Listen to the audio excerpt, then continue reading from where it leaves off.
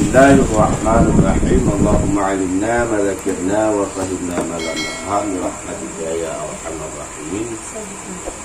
Allahumma zidna ilma wa alhiqna bis salihin wa faqihna fid din wa fahimna hadal kitab amin ya rabbal alamin. Syahadan halal bagi orang yang junub membaca segala zikir Quran dengan tiada qasad Quran. Seperti dibaca tatkala hendak makan bismillah, dan tatkala selesai daripadanya, atau tatkala bersin alhamdulillah, dan tatkala mengendarai akan kenderaan subhanalladzi sakhara lana hadza, dan tatkala lagi tidak dengan maksiat musibah, inna lillahi wa inna ilaihi raji'un.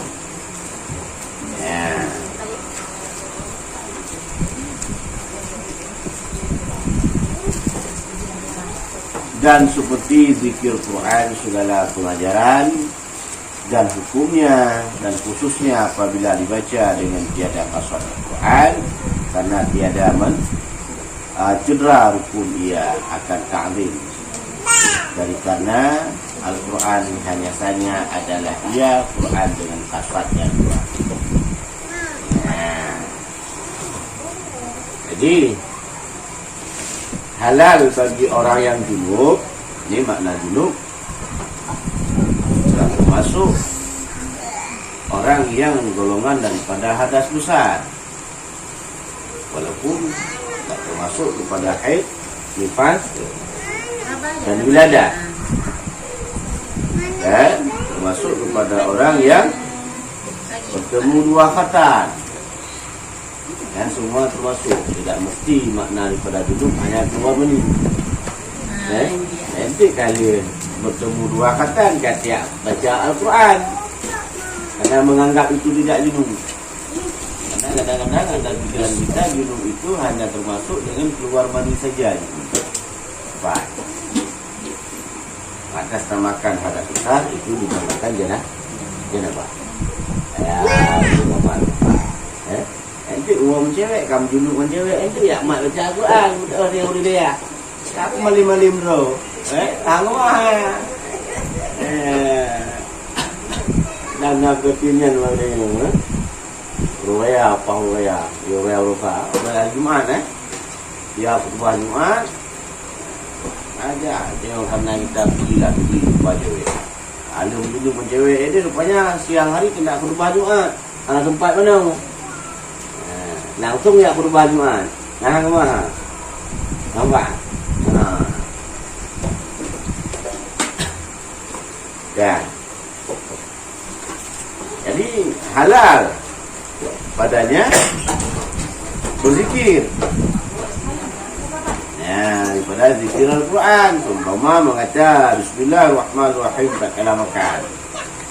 Alhamdulillahilladzi at'amana wa saqana wa ja'alana minal muslimin. Tatkala selesai makan, qul alhamdulillah rabbil alamin tatkala bersih. Itu tak masalah.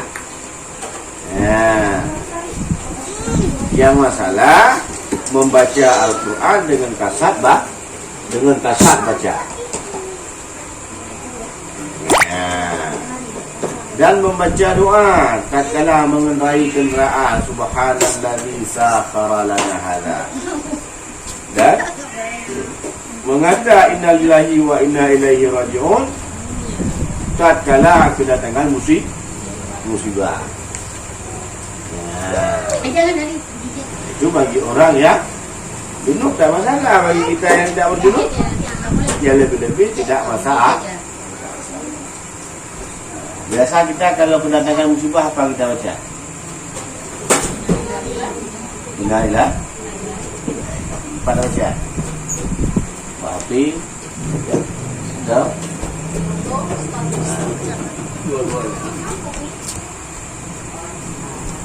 Tapi hana main, hana dengar baca dua kan.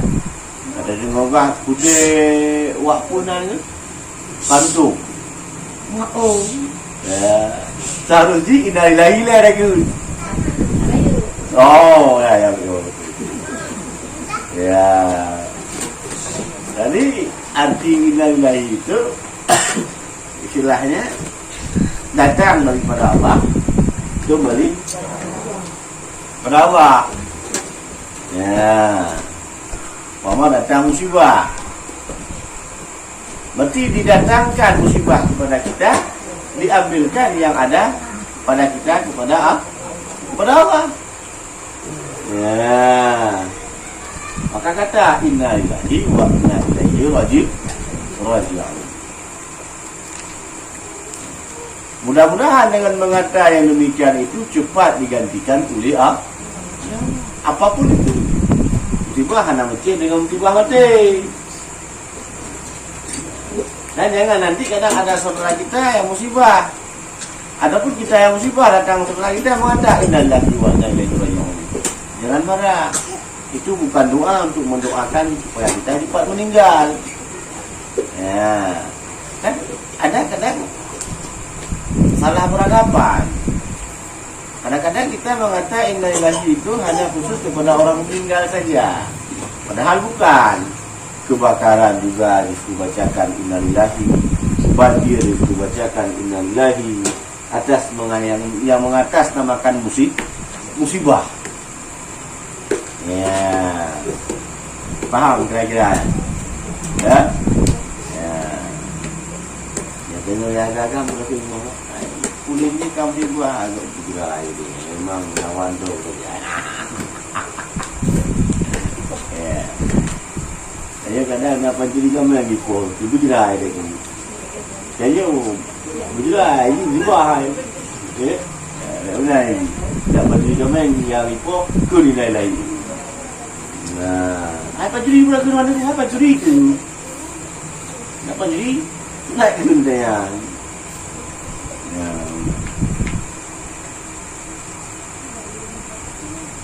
Kan? Dan seperti zikir Al-Quran dan segala pengajaran dan hukumnya, dan khususnya apabila dibaca dengan tiada qasad Quran, karena tiada mencederakan rukun, mencederakan ia akan ta'zim. Dari karena Al-Quran hanya saja adalah ia Al-Quran dengan qasadnya. Ya, jadi membaca boleh meniatkan zikir itu boleh. Ya.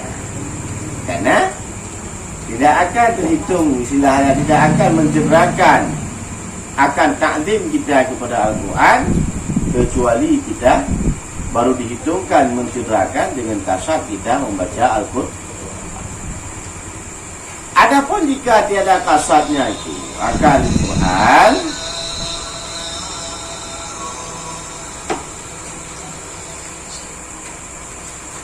adapun jika tiada dikasarnya akan Quran, seperti dikasarnya akan zikirnya, atau pengajarannya, atau hukumnya, atau khususnya dengan sendirinya, ya, atau tiada dikasarkan suatu apapun, tiadalah haram atasnya. Ya, nanti zikir Al-Quran yang haram, yang semata-mata dikasarkan Al-Quran. Bila dikasar untuk belajar, atau kasar untuk sendirinya, atau khusus di sendirinya, atau dengan zikir, atau untuk mengambil pengajaran, itu boleh. Dan tiada beda pada yang demikian itu antara apa ya? Tiada beda pada yang demikian itu antara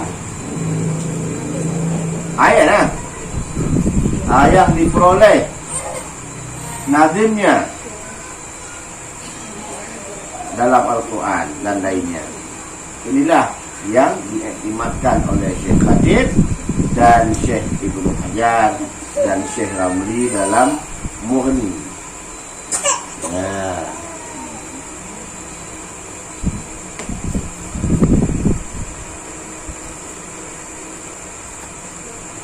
Dan Tufah dan Nihayah. Tiada beda pada yang demikian itu antara air yang antara air barang yang dari proses nanti.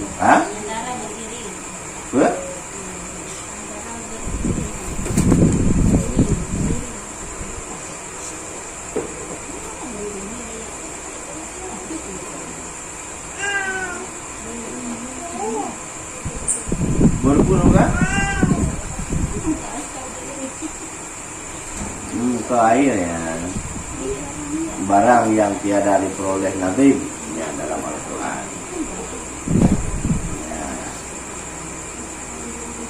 Adapun jika ada yang junub itu kafir, maka tiada ditegahkan ia daripada membaca Al-Quran, karena tiada diikatkan akan haramnya. Tapi jika ada ia haid atau nifas, maka ditegahkan ia daripadanya karena musaradahnya.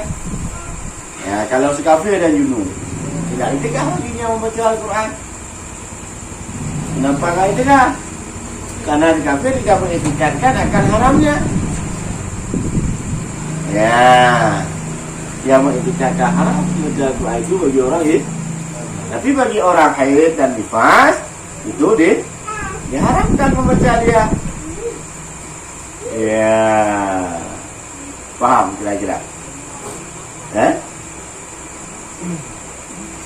Karena haid dan nifas itu daripada hadas yang besar. Dan titik dulu, kalau ada yang mau dipertanyakan boleh.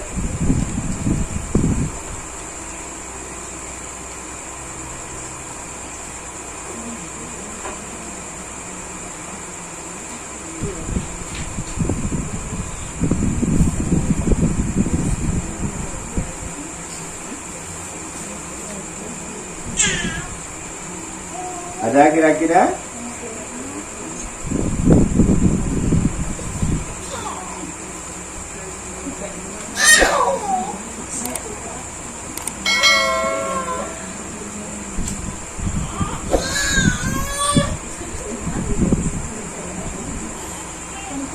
Orang cewek harus mandi dulu. Orang? Cewek harus mandi dulu. Orang cewek. Nanti saya pergi jalan-jalan berdua sama pasangannya. Tapi bukan pasangan sah misalnya. Pasang. Orang pacaran lah. Tuh. Udah waktu yang sholat. Itu pagi.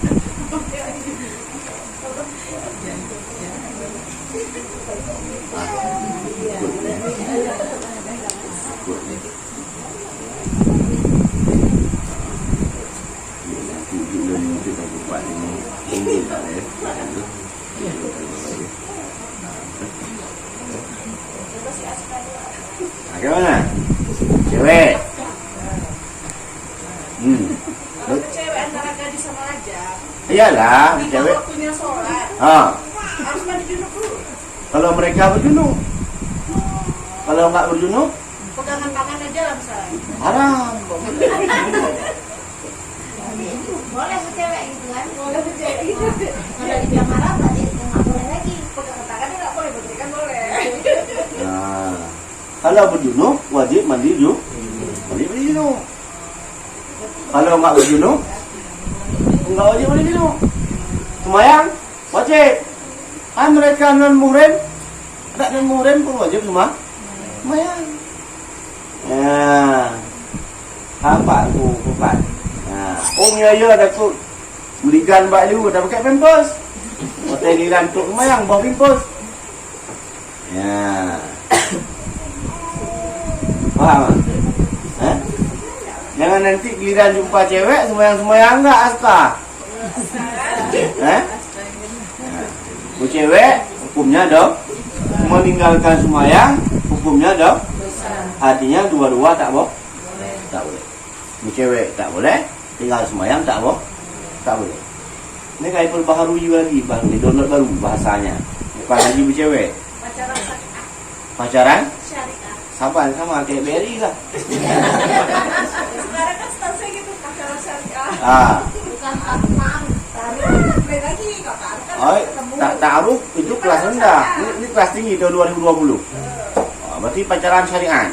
Nah, pacaran syariah mau Pak. Pacaran syariah mau. Itu kan kita. Enggak ada pacaran syariah. Iya. Ada aska. Ada aska. Pacaran tidak ada yang syari. Iya yang enggak di sini. Kamu mak buka ya? Enggak boleh. Jadi kadang-kadang kita salah mentafsirkan. Kadang-kadang dengan sebab kita mempertahankan ego kita, menghancurkan agama.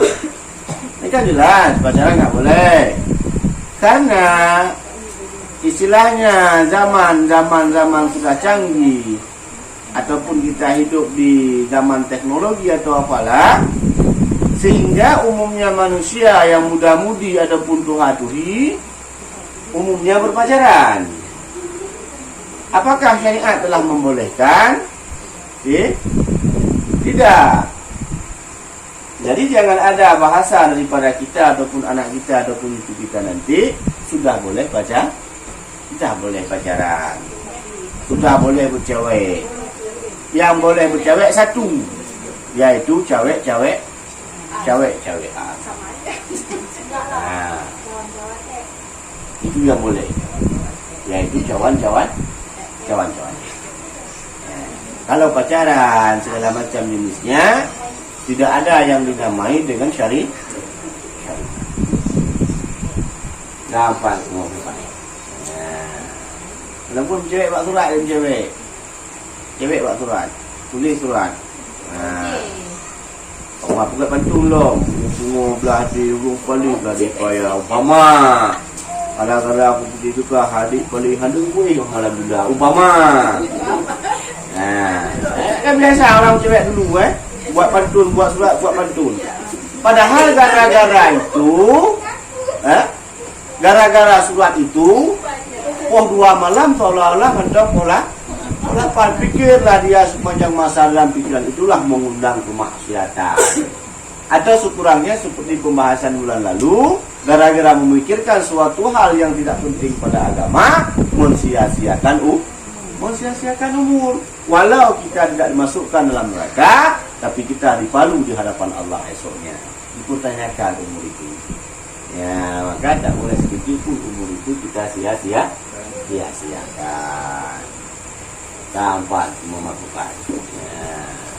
Itu padang padang yang main tu elok bilang. Nah, tapi apa yang berdiri mentang dah buka gede. Kamu merompok si elok itu.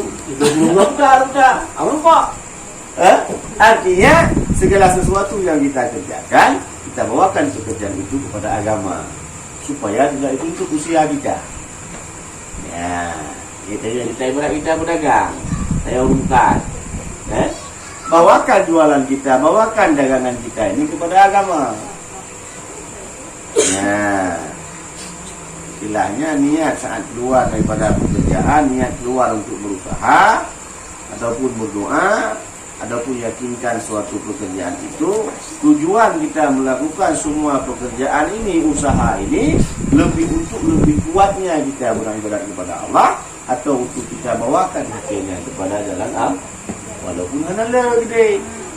Ya, etikat sehari-hari umpama kita bisa membawakan ke agama paling minimal 10.000 kan rasa enggak berat kalau ada penghasilan. Ya, itu dulu ya udah mereka. 10 orang. Dari masuk orang jadi sedekah tempat kita 10 orang, 10.000. 10.000. Berat enggak? Kalau sehari 10.000 berat enggak? Jangan enggak di balai, jiran di Kediri udah berat. Di balai yang enggak berat, semua enggak berat di balai. Orang enggak ada orang enggak suka di balai. Yang berat, ya? Ya memang kadang mungkin enggak pernah bersedekah, ya enggak pernah berusaha berat. Mungkin. Ini kayak sini jawabannya di balai, enggak terasa karena di balai enggak ada orang jadi sedekah. Coba aku baca daftar orang sedekah, sama dulu ya. Belum pada sana. Kan tunggu, kadang kan yang mikir sedekahnya kan orang-orang bingung enggak kan. Orangnya kok gini kok nyan. Enti kok nyan dalam dia. Ada enti kok nyan belayan ji. Kan sabi itu. Orang itu yang profesinya jadi sedekah. Kau profesi dulu. Habis itu dia sehat, tukar tadi. Mana dulu buatannya? Ada sholat di Umpama kita berikan 1.000 perak. dengan tubuh dia yang kekar, kan Han kaya dengan 1000 epeng katanya. Kaya enggak ya? Dia tidak akan kaya dengan 1000 pemberian kita. Dan kita tidak akan miskin dengan 1000 pemberian kita kepada dia. Nah, ini masalahnya lagi sekarang, gara-gara ada informasi orang yang daripada mengatasnamakan tempat pengajian untuk mengatasnamakan daya, jangan cari sumbangan, cuma digunakan untuk kepentingan pribadinya. Kadang-kadang dengan sebab itu menjadi suatu kambing hitamkan oleh orang-orang daya yang betul-betul mencari untuk kepentingan daya. Kadang baru dikeluar. Nah, jangan kita terprovokasi dengan yang itu. Itu baru satu orang, baru satu suku, ataupun satu kelompok yang berbuat seperti itu. Kan masih banyak kelompok yang lain memang tujuan berangkat dan tujuan dia mencari sumbangan betul-betul untuk membangun tempat ibadah.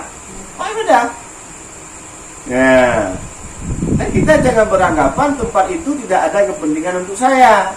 Anak saya bukan tidak saya antarkan ke situ, keluarga saya tidak saya antarkan ke situ. Tapi ingat, tempat yang mereka bangunkan itu adalah tempat untuk menimba ilmu agama. Dan agama itu agama kita. Ya, walaupun bukan tempat kita. Kan, bukan. Yo, istilah ini membangun daya sendiri. Jangan. Jadi, membangun agama kita. Baik gara-gara sabuh provokasinya, lain-lain Nabi Tembi kali ini. Ketika tugas dia dulu. Ya, tugas kita memberi itu. Karena tak banyak yang kita beri, tapi banyak hasil yang mereka dapatkan dengan sedikit-sedikit kita beri. Ada mahal yang 5.000 perak digojo ibu bapak tempat, bapak maklum guys. Maklum sudah jelas sia-sia, ya. Tapi sedekah tidak 5.000, 5 jam sekali piti, 5 jam sekali piti.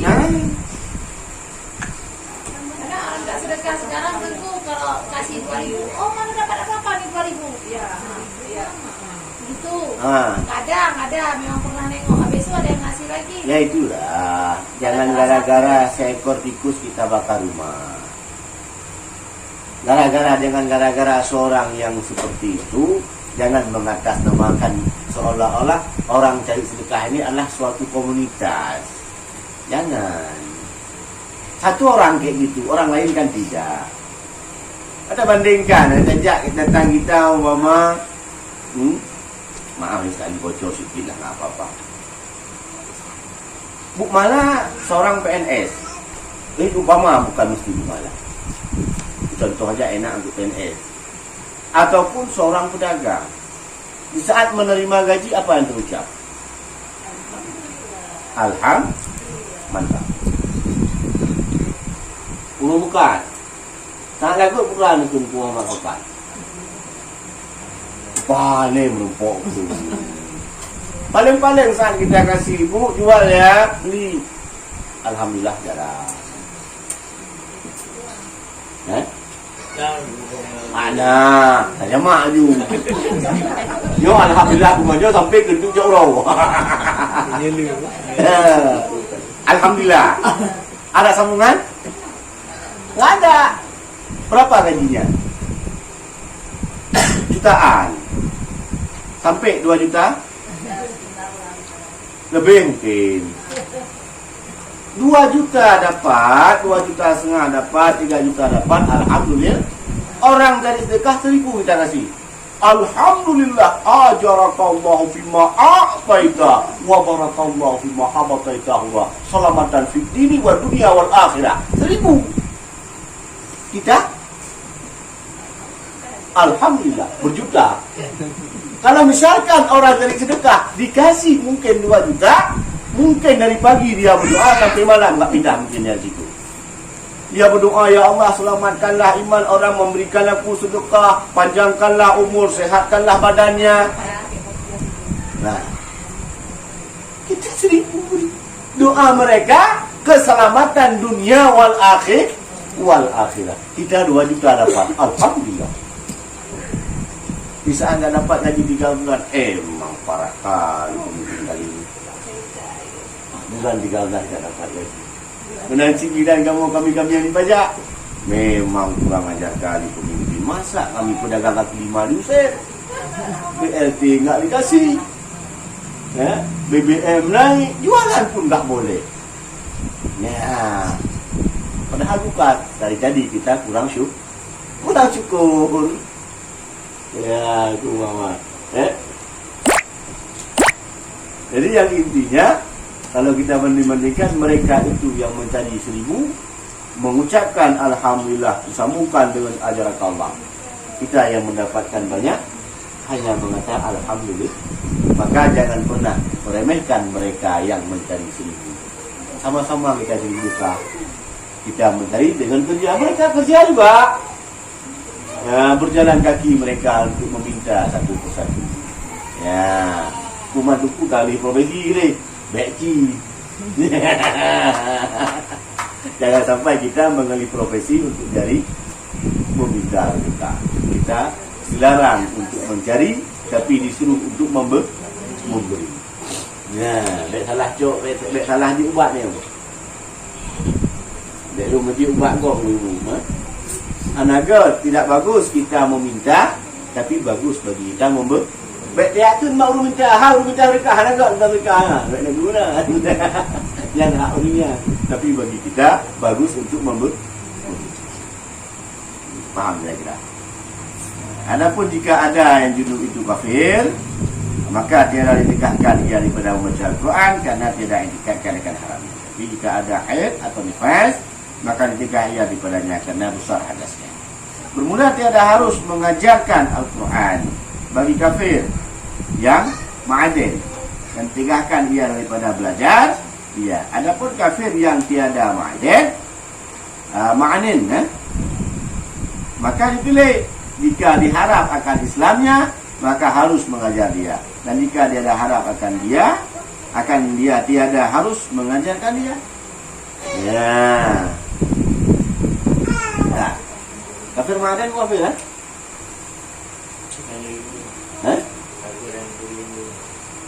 Yang dini. Dia kafir yang ma'anid. Ma'anidan. Kafir asli dan harbi. Ya. Jadi tiada harus mengajarkan Al-Quran bagi kafir. Hai agama bertoleransi, tetap tiada harus mengajarkan pada yang kafir yang asli. Bila kafir itu umpama yang tiada maknen, maka kita lihat apa tujuan dia belajar Al-Quran. Apakah dia itu untuk masuk Islam atau tiada? Kalau memang dia itu untuk harap kepada Islam, untuk dia memeluk Islam, maka boleh kita mengajarkan dia Al-Quran. Bila dia itu tidak mengharapkan kepada Islam, maka tiada harus kita mengajarkan dia Al-Quran. Ya.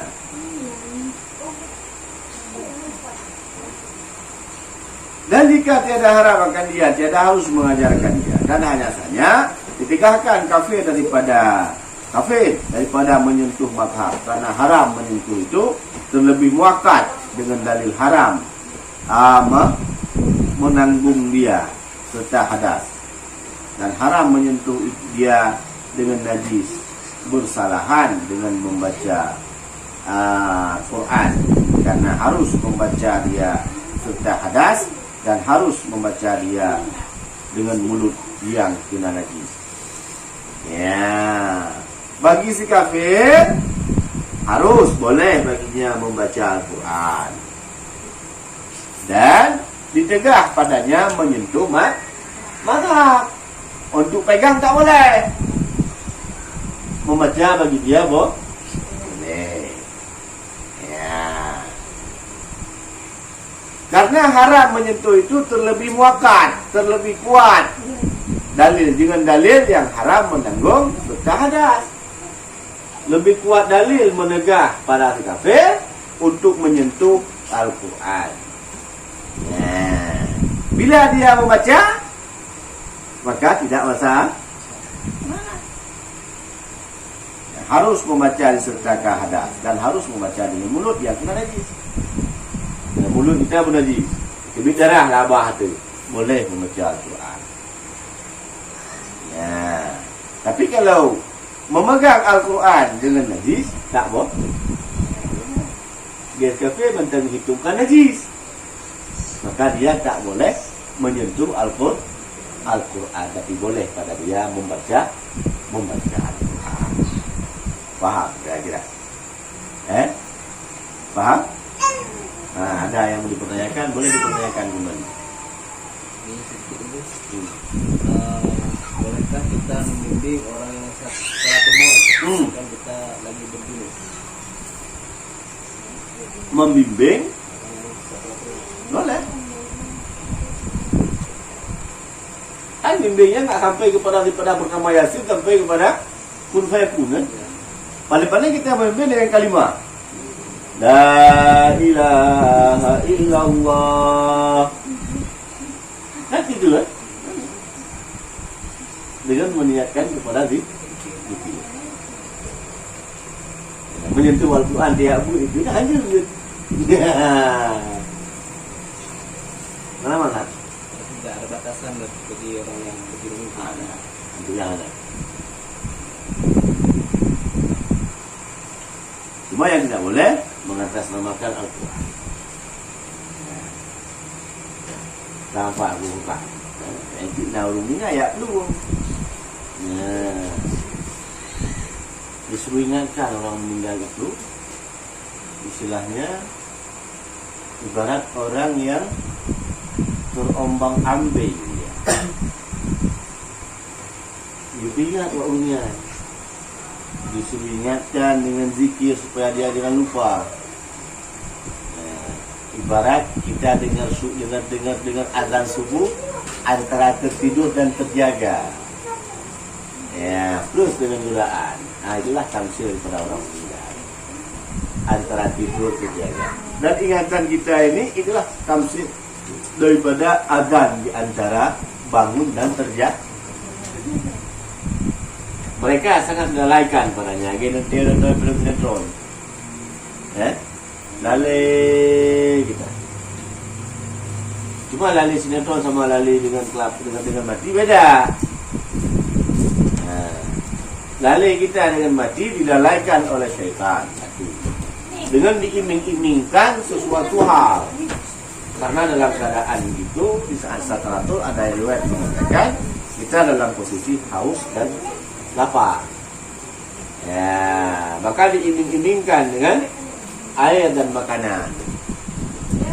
Nah, maka dengan sebab itulah didatangkan orang untuk mengingatkan daripada orang yang mati. Ya, nampak ya. Kalau berpaling, berpaling, tidak tahu itu ada orang sakit maut. Kita berjinuk, mandi dulu. Berpaling gara-gara dosa. Dosa tidak, karena mengingatkan itu bukan pergi. Dosa tidak. Nah, yang dosa katanya punya kafir, tak mahu Islam tak boleh hidup katanya. Nah, itu disegerakan. Kafir mau masuk Islam, jaga amal kafir, tunggu dulu Fir. Mana mandi junub dulu. Apa yang mana junub boleh. Ya, pusyahadat le kafir yang ni. Ai hari belum buka baru boleh gini. Dosa ni tu dosa tapi pak lagi pak wala lo. Ya. Dia juga dia. Ya. Oh, anak pahala itu yang saya nak minum dulu lah ni. Yang penting dia itu sudah kita ikat dengan ikatan Islam tu. Anak tak cara, tak pandai kali. Boleh pun tak pandai kali. Apa ucap dia kata. Nah, nanti kita bimbing. Kita bawakan kepada orang yang alim. Dari rumah dasi. Kenapa? Kita pun ibu tanya boleh itu. Ya.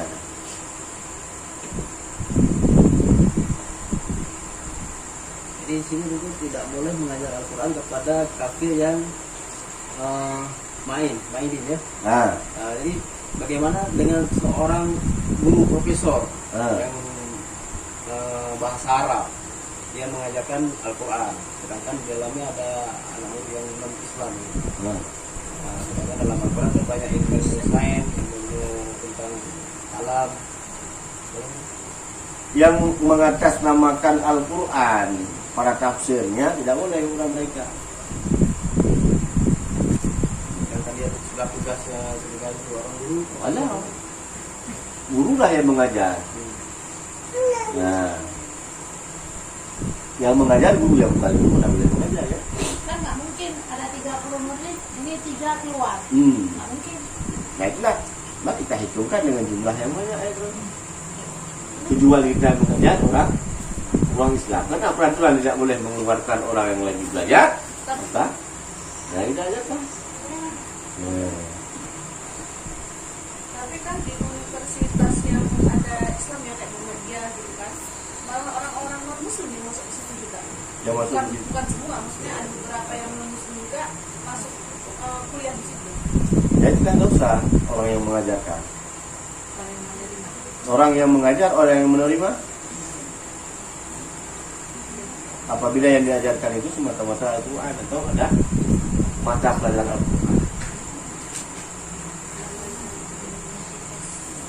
Dan si kafir memang mempelajari Al-Quran. Si kafir mempelajari Al-Quran. Bahkan pernah utusan dari seorang Belanda dulu memutuskan untuk belajar Al-Quran. Belajar ilmu Islam, bukan Al-Quran saja. Maka sampai kepada 25 tahun dia belajar di Jaci, kalau nggak salah. Bahasa Belanda dulu. Apa namanya? Sonokrono. Oh, Sonokrono. Dari kelemahan ya. Tidak mampu mereka melawan Islam ini dengan senjata yang mampu sampai kapanpun. Maka statement yang dilakukan, yang dibawakan oleh orang-orang yang non-Islam ataupun kafir itu, yaitu dengan cara memecah belahkan umat Islam. Bila orang Islam ini bersatu, maka tak ada senjata yang mampu menghancurkannya. Ya, bila Islam bersatu, ya yang pejuang Islam mentang dihancur melur. Gimana bersatu? Gimana kalau ngomongin kafir? Nah, ini kan yang terjadi sekarang kan itu masalahnya. Kelemahan kita karena kita terpecah belah. Ya. Antara Tengku dengan Tengku kadang sudah kurang akur dengan permasalahan bermacam. Perbedaan jamaah sudah jadi perselisih paham, bahkan acuh tak acuh.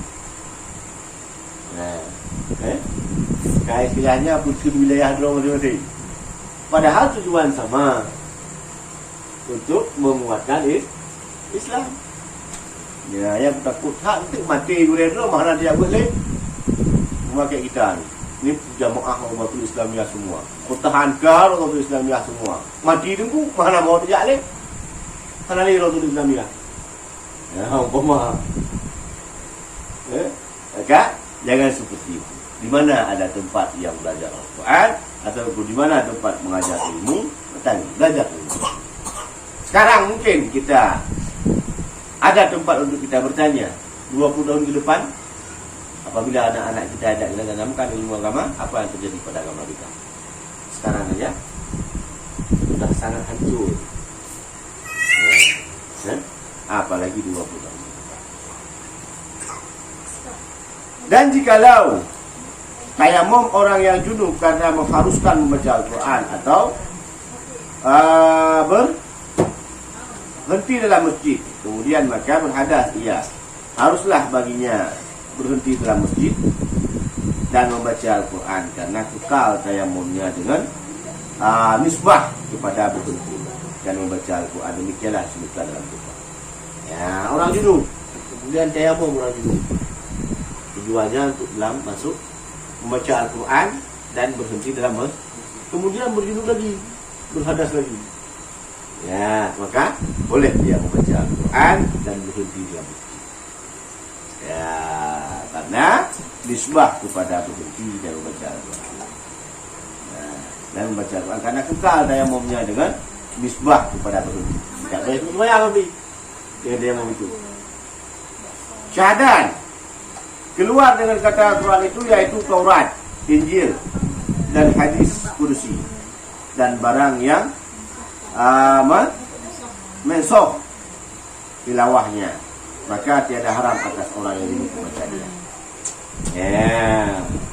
Boleh bagi orang yang menyuruh membaca daripada Taurat, Injil dan hadis kursi, boleh.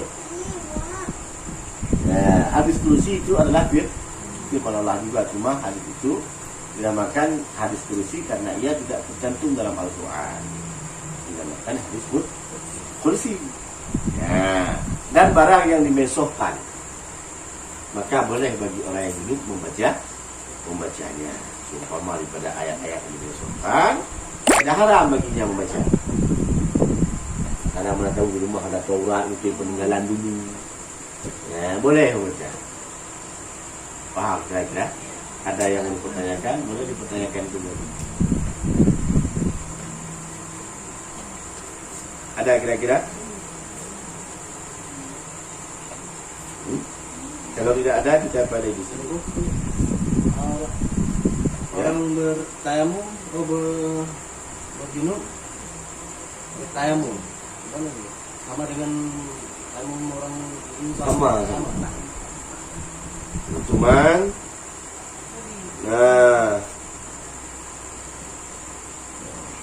kan dengan syarat-syarat yang tertentu.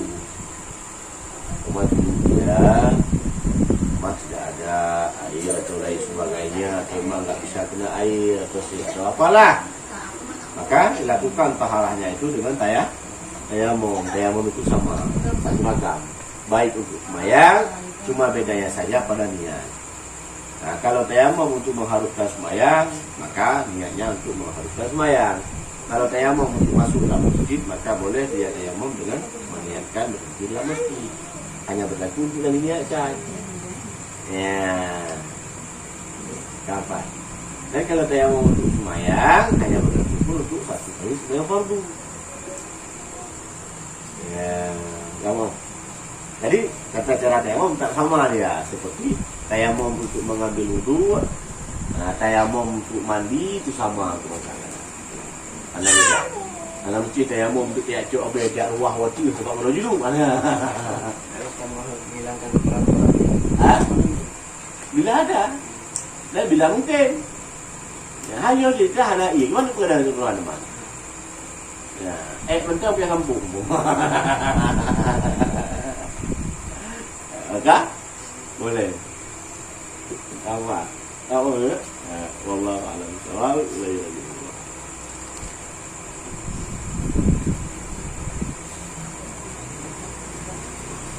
Sallallahu ala Muhammad sallallahu alaihi wasallam sallallahu ala Muhammad sallallahu alaihi wasallam sallallahu